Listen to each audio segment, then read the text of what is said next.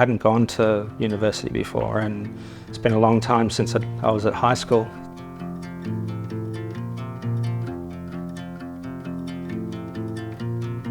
A lot of the decision to go down the path of getting a degree in psychological science was based on the type of work that I'm doing. So I'm a business agility coach and trainer.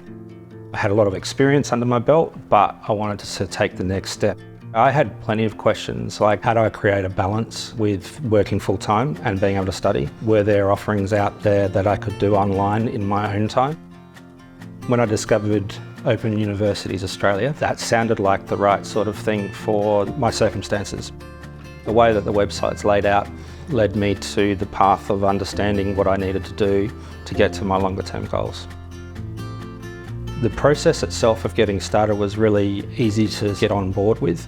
There were opportunities to attend lectures and tutorials live. It wasn't a case of, always watching a recording.